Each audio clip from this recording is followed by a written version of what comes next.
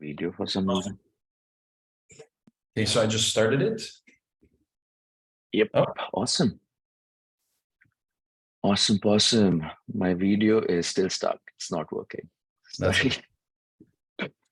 No problem at all. Surprisingly having a good hair day today, but it's not going to work.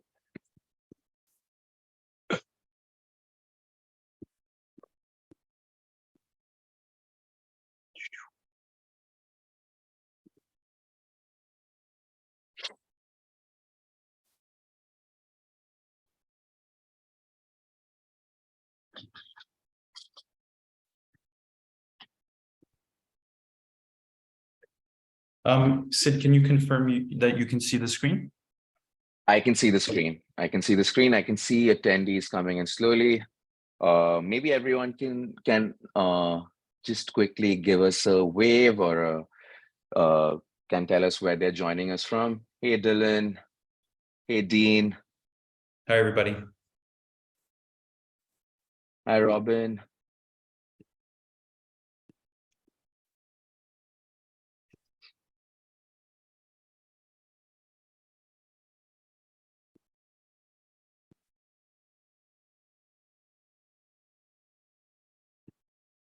Yeah. Let's maybe give like 5 minutes for everyone to come in and we can get started at say 12:04, 12:05. Sure. Oh, it's cool. Dylan mentions he's coming in from South Africa. South Africa has been like on my bucket list. I would love to try surfing there. Sid, have you've never been, right, to Africa? No, never. That's one of the places I would love to go. Yeah. We're just here in cold Montreal. Snowing today, but you know what? I'm excited because I love to go skiing. Yeah. Yeah, Denver, actually, Robin isn't here. Denver is on my list as well. I heard the slopes there are pretty crazy. Yes. So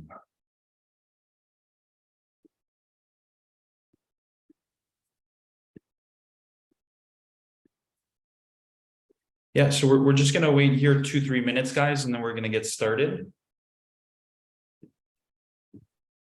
Let us know in the chat where you're joining us from today.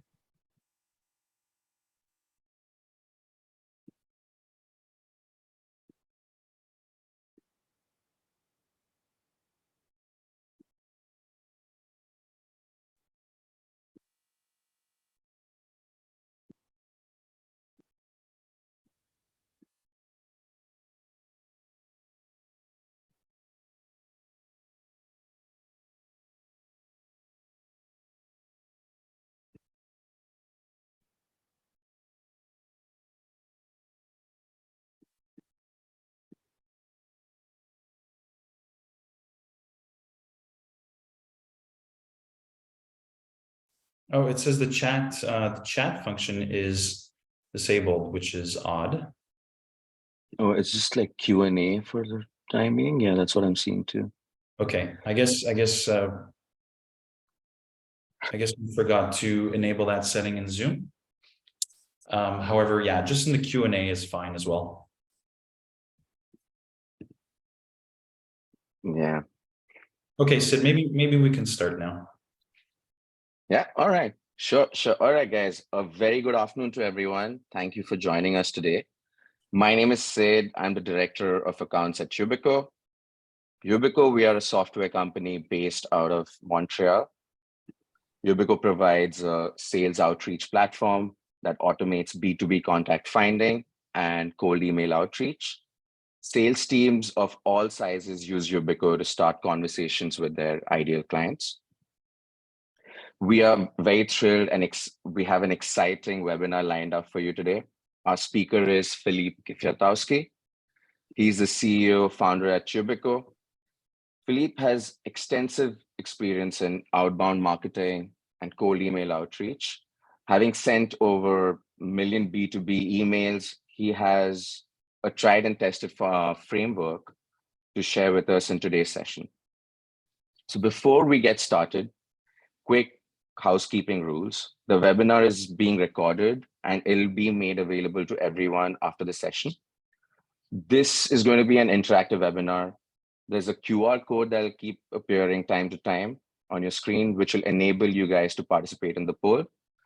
Again, participation is highly encouraged. Also, Yes. we are going to have a Q&A session after the webinar is over. If we, of course, have some time, we'll try to fit that in. So Phil, without further ado, please take it away. Thank you so much, Sid. So what's cool about what Sid and I get to do is we get to work with plenty of B2B marketing, B2B sales teams. And what's cool is from our seat is we get to get a bird's eye view of, hundreds of different go-to-market motions.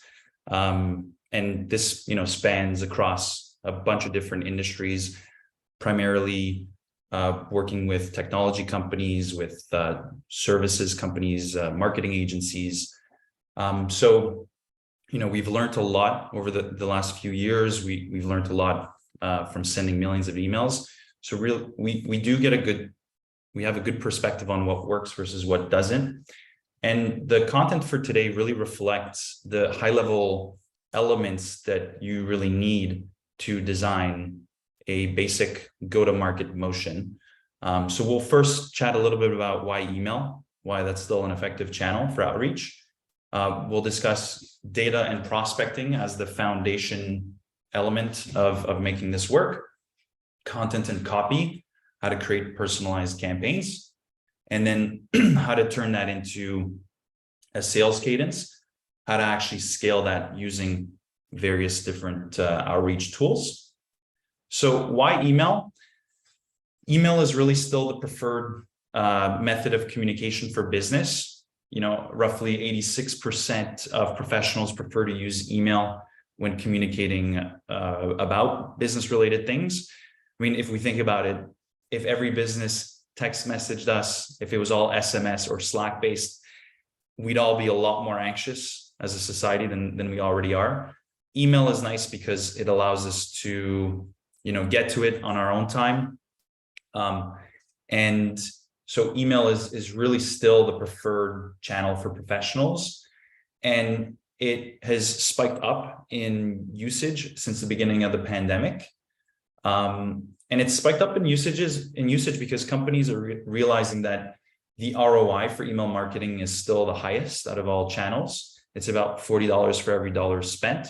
So it beats other customer acquisition channels in terms of ROI.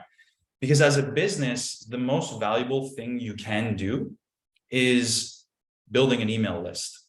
And there's so many different ways. I mean, every business on this planet eventually needs to build a list of prospects and build a list of emails. And the reason that's powerful is because you actually own that audience. Other customer acquisition channels like launching advertising on Facebook or LinkedIn, what you're really doing is you're renting that audience and you're paying those platforms for attention.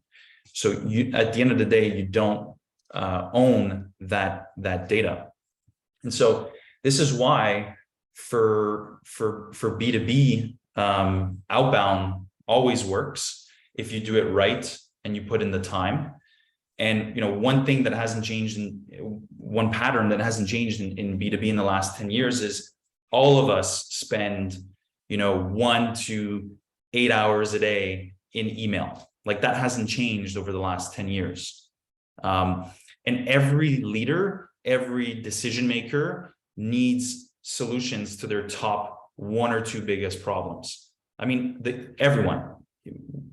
Problems number 3 to 100 can wait, even if they don't want them to. But every business leader, every decision maker has a few top pressing problems that they need solved, and they look for software vendors to solve those problems.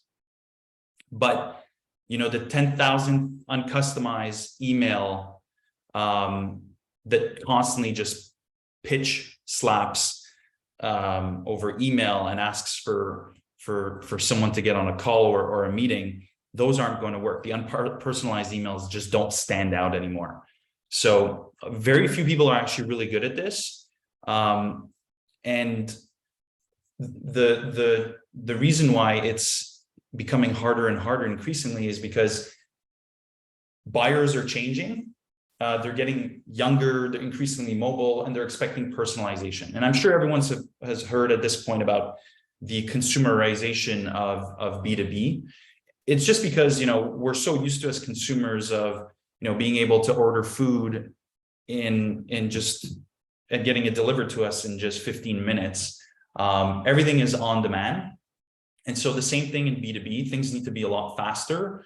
Things need to be more on demand, because prospects are already forming an opinion before they're having a conversation with you. So roughly two thirds of the buying process is already, it has 2/3 of the buying process is completed before the prospect gets on the call with your business, with a sales rep on your team.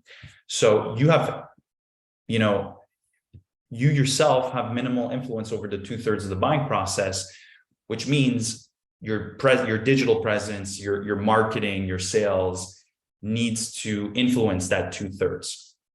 And so what's happened in the last 10 years is really the funnel has sort of been flipped. We went from thinking that a sales funnel is all about having as many prospects at the top of the funnel and converting them at the bottom. And nowadays, modern marketing, that concept has sort of shifted towards more of an account-based marketing approach, just because there's so much noise out there that any outreach, any marketing program that you run really has to be tailored to a specific audience, to a specific prospect.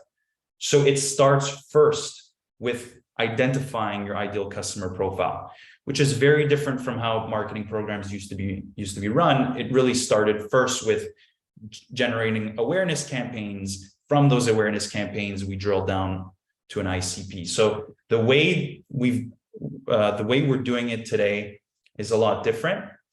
And I want to use this moment to ask everyone in the audience, what is your top performing channel for customer acquisition today? So what channel? Is it SEO? Is it writing a lot of content that's driving inbound? Is it paid advertising still that's performing? Is it email? Is it cold call? Or is it, you know, referrals that's driving most of your business? So if you can just use your phone, you can scan the QR code and you can vote, and you can select an option using this QR code. So I'll give you guys a minute to answer.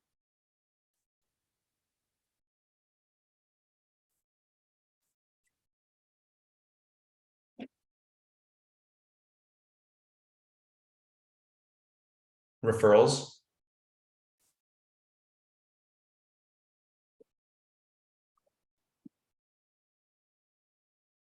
You know, of course, I have a bias towards email, but really, ideally your business, you know, should, I mean, there's multiple ways to think about it. Your business, the primary channel should be referrals. It should be word of mouth. It should be people recommending your service or your product. However, word of mouth, very hard to scale. And I see it by talking to a lot of agency owners it caps to a certain point.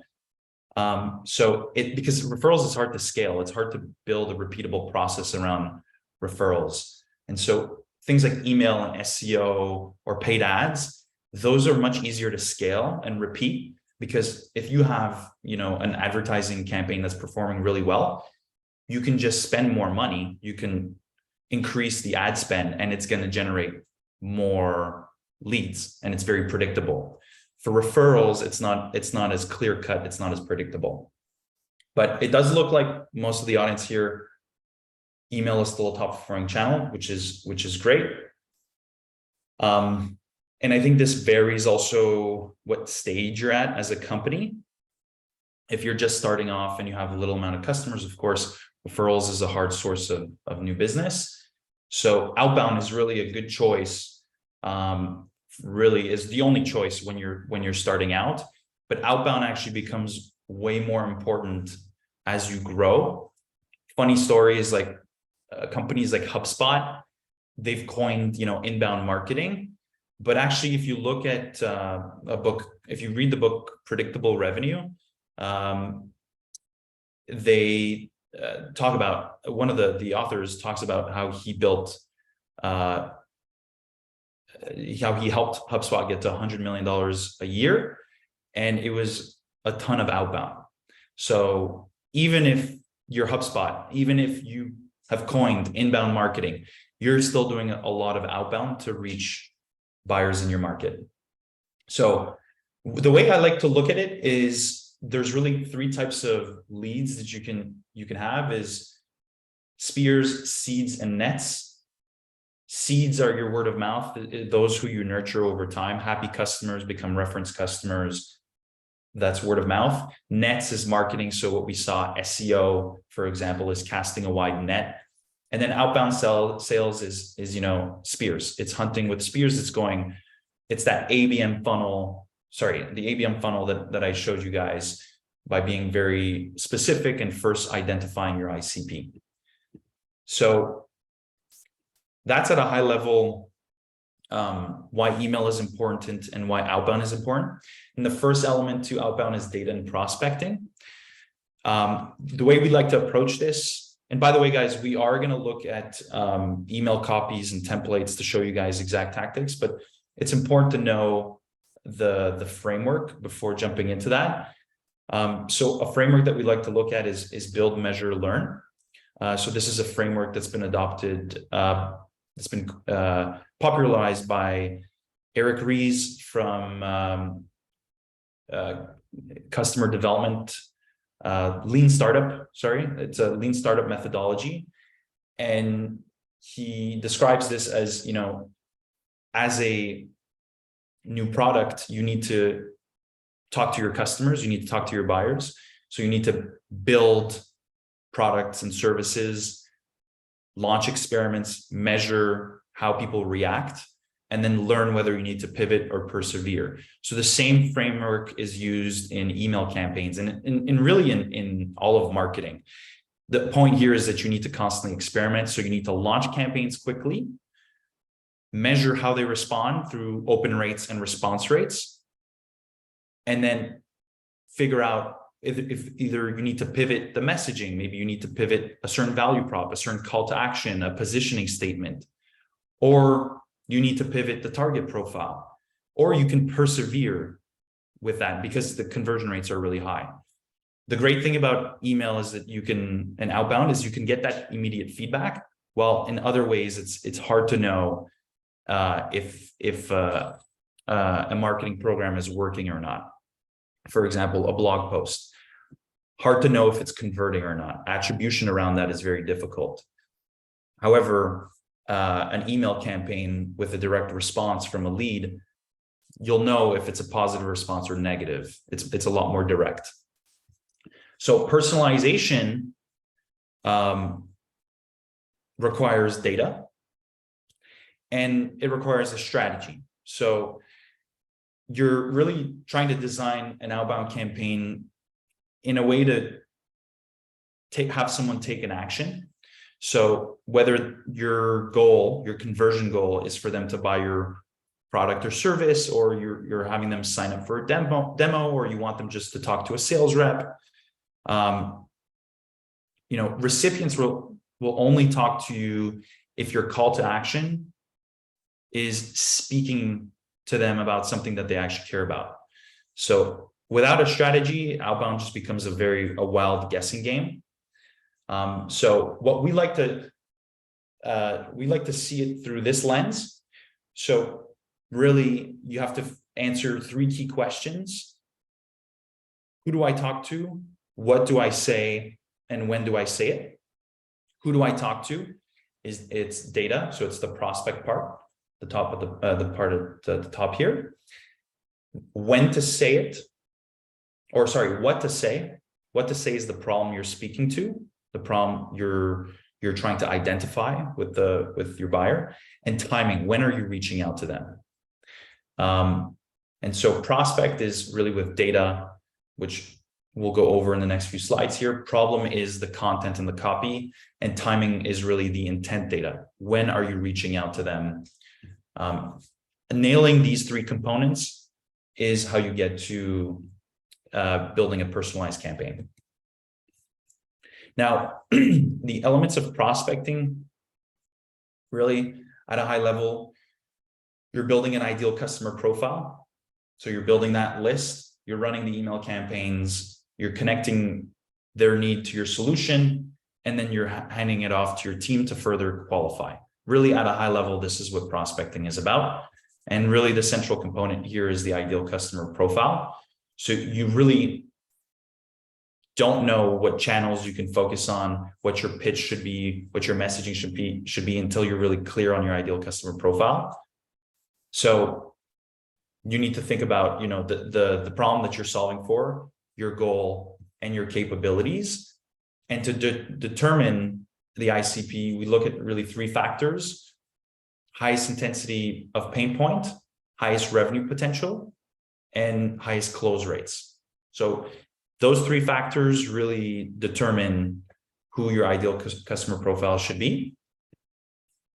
And we look at, 4 data types that create this ideal customer profile. The first is firmographic data points. So it's basic data points on the industry, company size, revenue amount, the location, could be, technology that they use, more called technographics, but it's data about a company.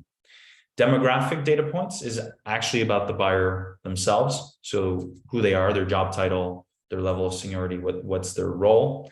And then there's contextual and behavioral. So these are things that the companies and the prospects are doing that give us more data around timing. Is it the right time to reach out to them? Now, what we have noticed is when designing these kinds of personalized campaigns for outbound, semi-custom is really the highest performing. In Yubico, we support all types of levels of personalization. One of the things that we offer is hyper-personalization. So you can actually have 80% of the email copy being templated, and then 20% of it can be customized, can be personalized to that individual prospect. And so, of course, if you're selling, very expensive contracts, very expensive hardware, let's say you're selling machinery, your ACVs, your contract values are $100,000 or more, you need to be very, very targeted. Most of the emails should be highly targeted, highly customized. However, if you're selling something that's a lot less, costs a lot less, sometimes personalizing that is an overkill. It's too much effort and time to personalizing if your contract sizes don't support that kind of go-to-market motion. So really, if you have to figure out what are your contract sizes, and then figure out from there how much personalization is worth really the time and effort. And this is a funny little slide where, I just tried testing it. Jeff Bezos has his email available publicly. He's always mentioned his email. And so I tried emailing him, and actually his assistant responded. So this is just to point out that even, the one of the richest persons on the planet respond to their email. They look at their email inbox. So it definitely works. And when we look at timing, so timing is really intent. How do we identify intent? When is the right time to reach out to a prospect? To do this, we look at, signals, clues that companies can leave on the internet that tell us that they may be in market to buy your product or service. So essentially thinking of, and this is where you need to get creative.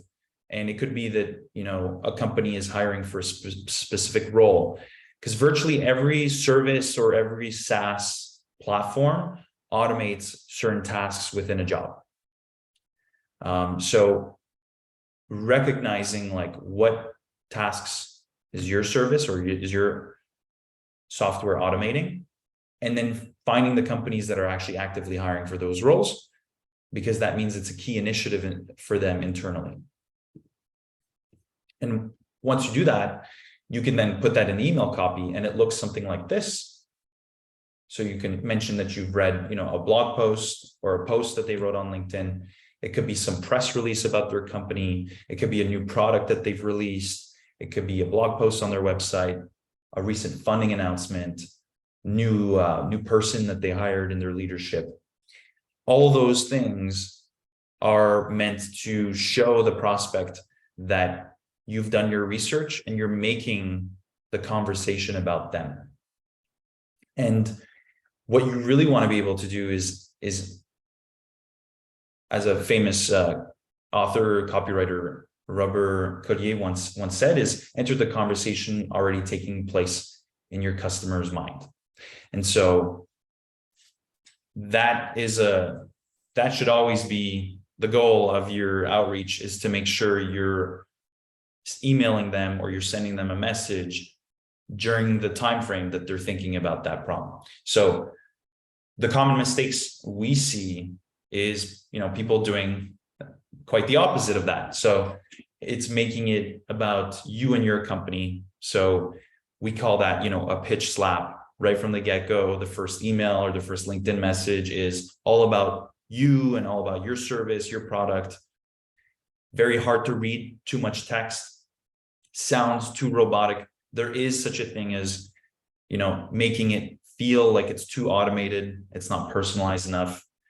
And always making it about the meeting, always pushing for that call, for that 15 minutes. Those are the common mistakes we see. And so I'm going to show you some examples of email copies that are bad, and then a rewrite of those bad email copies. I have to credit, first of all, Kyle Coleman. If you don't follow him on LinkedIn, I encourage you guys to follow him. He provides excellent advice on cold outreach, excellent advice on sales. We've used a lot of the tips that he's shared and they work. So credit goes to him for these next few slides. And these are all emails that he receives. And on the left-hand side here, you see the email is 170 words, many different paragraphs, lots of text. The first thing that people do is they skim through the email, just like we all do with really any information that comes to us at this point, is we skim through it first. If you skim through this, it's really, really long. And it's all about the seller, and it goes into their pitch. Now, version B is much shorter. It talks directly to a potential pain point. It speaks to a key result that they've delivered. And the call to action, curious to learn how, this is more of what's called an interest-based call to action. So there's different ways you can frame a call to action. You can ask people for their time. You can ask people if they'd like a resource sent to them, or you can just make it very interest-based, ask them if they're interested in the first place in having the conversation. And this is important because your ask is not so, it's not such a, demanding ask. Everyone's busy. If you tell someone, hey, are you busy? Most executives, most people, most professionals say they're always busy. They're always slammed with something. So asking for people's time is a little harder, but asking them if they're actually interested in the topic is a lot more of a softer ask, and it puts less pressure on the potential buyer. Now, this second email, very similar, 111 words, with bullet points, very long.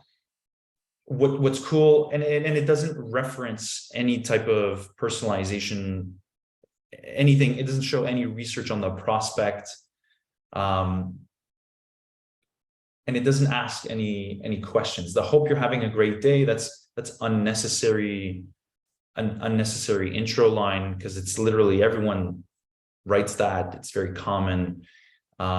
People don't have time. This is a person that you don't know, so you really want to just cut to the chase and ask and show, okay, you've got nearly 50 sellers at Clary, so he's done research on his team size. Are you sure each of them are getting the coaching that they need? And then, of course, a soft pitch, curious to learn more. And these are other examples. So from 154 words, slashing that in half.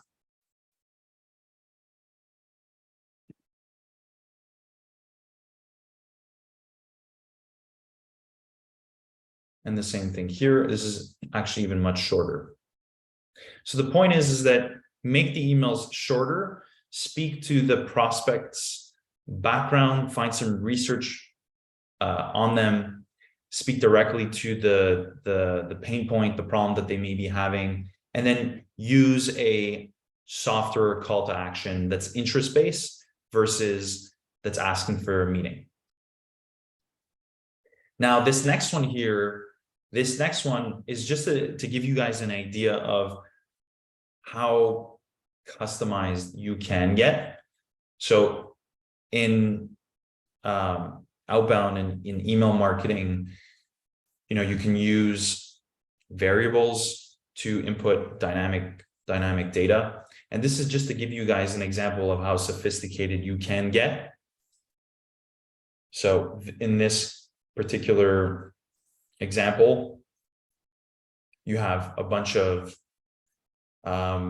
different variables that you may have not seen, but like external signals, languages that the company operates in, the countries they operate in. It could be an upcoming milestone for the company, so some critical event that's coming up for the company, and then a custom ask. So you can get very, very sophisticated and inject a lot of variables in there, but sometimes your outreach can be very simple, and it can be using, less sophisticated data points. So this one, for example, performed extremely well for one of our customers. And they're basically a platform selling to physiotherapists. They're a SaaS platform. And so as you see here, of course, they leverage first name and then the company name of the clinic that they're targeting. They reference a relevant data point, so the company founding date, and they speak to their value propositions.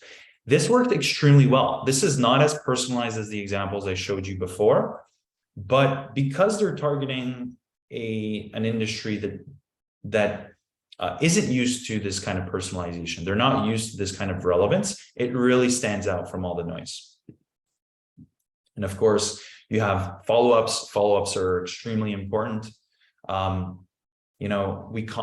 common mistake as well is for people not to follow up enough times. I mean, I read something recently that it takes like a salesperson like 14 touch points to close a deal on average.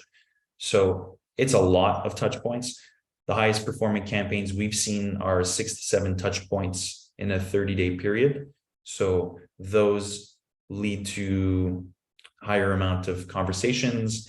However, again, if your service or your product is 6 figures or more, you're a lot more enterprise, you may actually want to scale that down and go a little slower.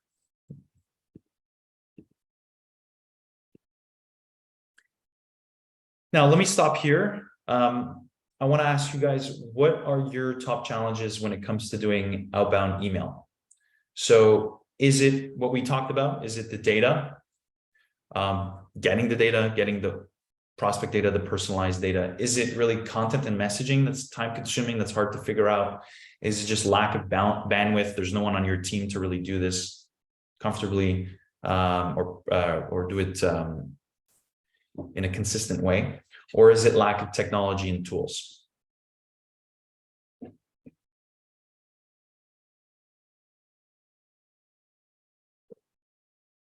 Content and messaging seems to be ranking the highest.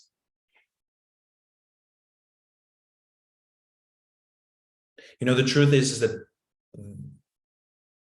sometimes it's all four, right? All four of these can be challenges. They're all challenges with,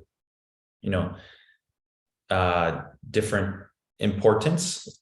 Some are more challenging. Some of these challenges are more pressing than others.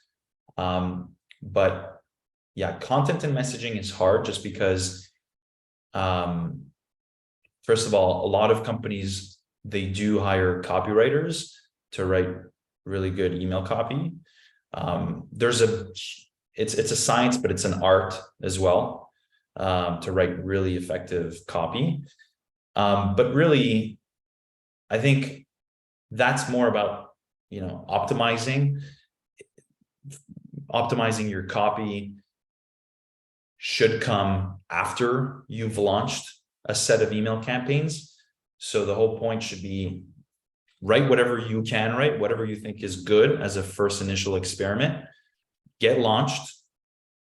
We've seen some bad email copy that got good responses. It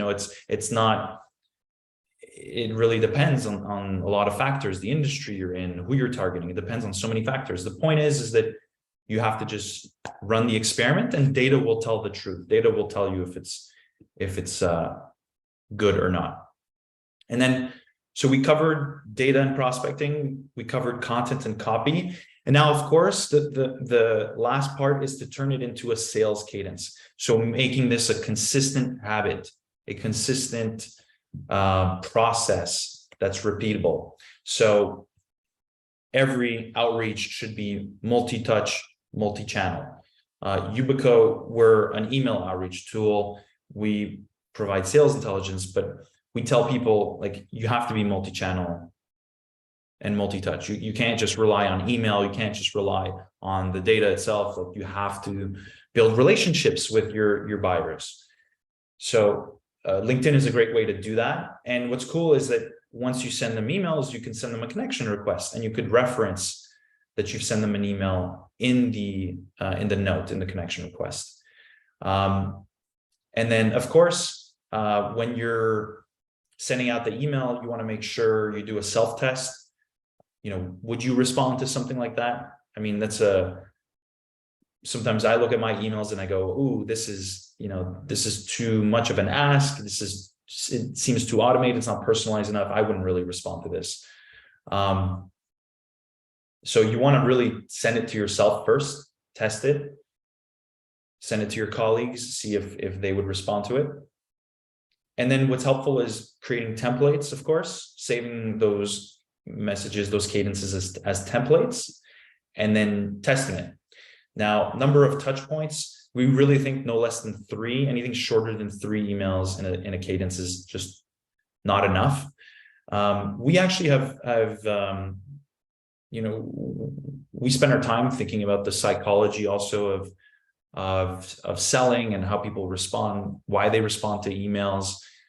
A lot of the times you want to be able to follow up consistently because people are just busy. That's the common number one reason, is even if in their mind they go, oh, this could be something that, I look at. Actually, this is a solution to one of my top problems. But the prospect is busy in the moment doing something else. And so they typically forget about it.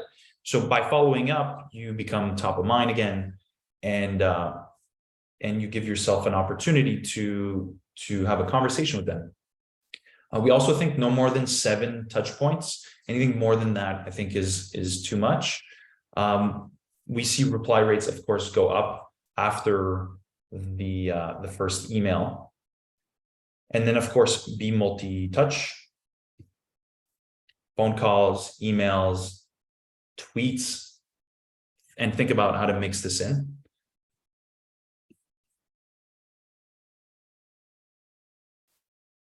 And then there's a tactic, which is, do you want to respond as a follow-up to that email chain, or do you want to create a new thread? So this really depends. But typically you do want to send 2 or 3 emails in one email thread and then split it into a new thread. The timing of your messaging, make sure you're not sending 7 emails in 1 week. That's simply too frequent. That will annoy the prospect. So you should give them time to read the email. You should give them time to respond to it. And then, data will give you feedback. So open rates, response rates. You really want to make sure open rates are more than 20% at a minimum. And then that tells you, are they opening? Which step in the sequence are they opening? Which ones are they responding to? And then watch for negative signals. At which email step are they opting out? That actually is a really good clue of that you should make a change to that step if a lot of people are opting out from it. And then, A/B testing. So A/B testing is just a really simple way to improve conversion rates. So the best is to A/B test target profile, A/B test subject line, and then A/B test the email copy. So you can almost in all tools do A/B testing. And then you're going to start to learn as you turn this into a sales cadence. You start to understand how many touches you need to drive engagement. And then if you realize that for a certain industry, a 3-4 email follow-up sequence in a 2-month period converts the most, then that's what you should double down on, and that's what you should scale. So it's really about finding the frequency and the type of sequence that works for you.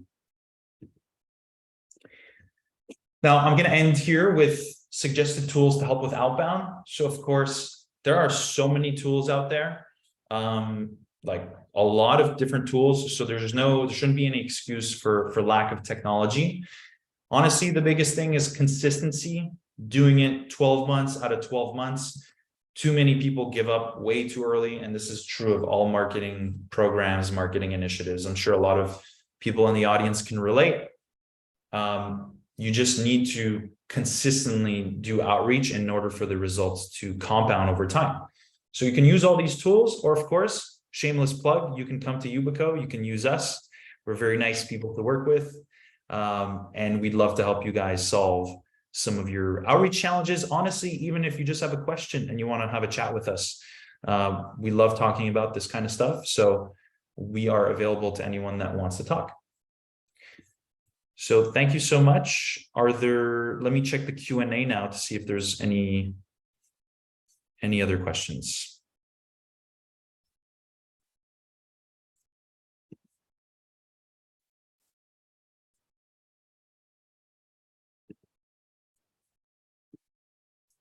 Please feel free to ask different questions. So Scott, you said, does email messaging change when facing different markets, SMB, mid-market, enterprise? Yes, messaging needs to be different when you're targeting SMB, mid-market, enterprise. Like typically, as you saw, the different levels of customization. When it's enterprise, it should be a lot more manual and personalized, a lot more custom. And then SMB can be a lot more automated just because the total addressable market is much larger. So that's how it should really differ. It's in terms of the level of personalization. Because for SMB, if you're spending too much time personalizing, you usually end up spending too much time and effort in personalization, when really you should be more focused on just scaling the number of contacts and the number of people you're touching. Now, Abivan Fred asks, how do you not get into spam? So spam is all about deliverability. email deliverability landing in the primary inbox. And you want to make sure that this is a whole other topic, and we have resources on this, but making sure your technical setup is done properly, your SPF, DKIM. So there's a whole email deliverability checklist that you should follow to make sure your domain is set up correctly. And then really not landing in spam means like making sure you're targeting the right person, saying the right things, and doing it consistently over a period of time. Because actually, a lot of the times,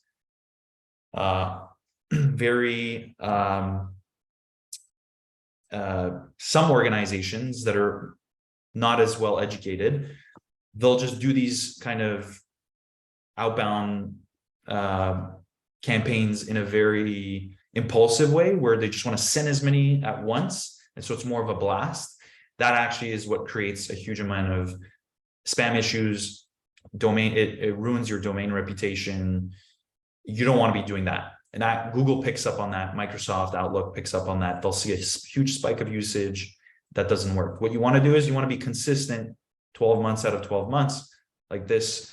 That activity is not shown as being spammy. Dean asks, would you please elaborate on timing?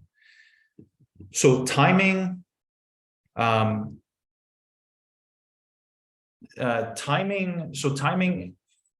there's the three components.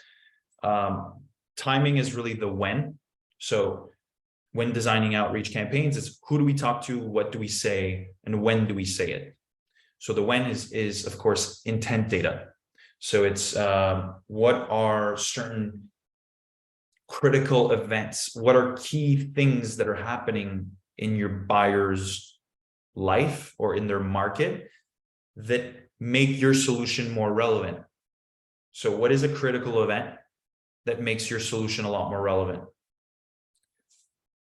And there's countless examples here, but if you're, for example, you've announced that as a company, you're moving into a new geography, you're expanding into a new region, and you release a press release on that. Well, that's actually relevant for a lot of software vendors. For example, companies that do, localization software, consultants that translate documents into different languages. It makes it relevant for all those folks because that company has had a critical event that tells you that they have new problems to solve, new needs that they have. And the best one, honestly, the easiest one is job postings. We found that to be the most effective one, really, because companies are always hiring. Companies that are growing are always hiring, and you want to be talking to companies that are hiring because this tells you that they're making investments. Companies that grow tend to invest more. They tend to work with more consultants, with more service providers. They're just better companies to work with because they're investing in their growth. So job postings is really the easiest one. Okay, so suggestions. Mark Crone, you ask suggestions for appealing to larger prospects, CFO level.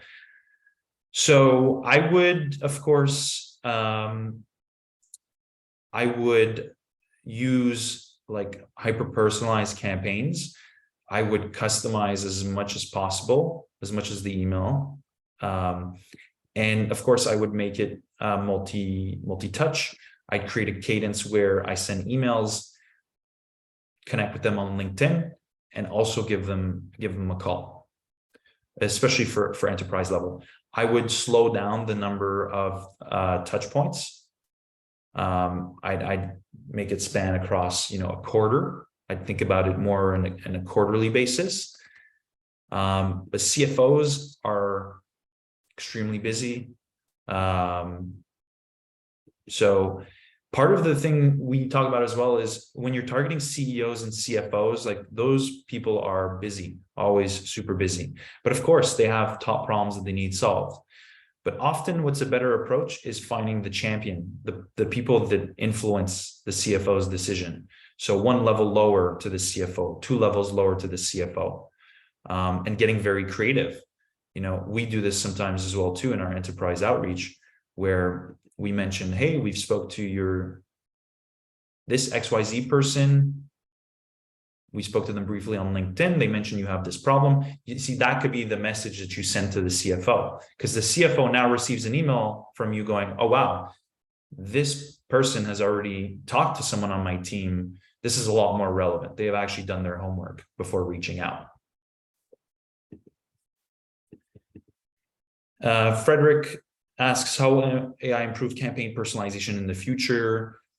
This is a big bet that we're making.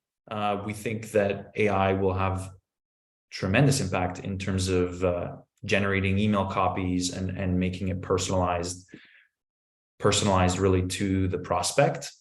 So we're very excited about that, just because it makes conversion rates higher, and it makes also the experience for the customer, for the lead, a lot better.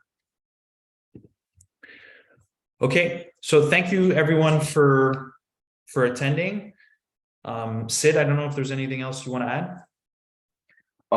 No, I think there was just like one last question that came in. But if we are short in time, maybe we can reach out to you later, Dean. But yeah, thanks for the webinar, Phil, and for sharing some key insights on cold email. Extremely important given the fact that most of the businesses are working remotely now. Yes. Super confident that the audience here today enjoyed it and have some key actionable insights. We'd love to continue our conversation. As I said, Dean and Mark, everyone here, Fred, we'd love to continue our conversation and address any points mentioned in the webinar, be it data, content, or copy. Please feel free to shoot us an email later. But yeah, thank you so much. It was a lovely afternoon, and I'm wishing everyone a great rest of the week. And yeah, thank you so much. Thank you, everyone.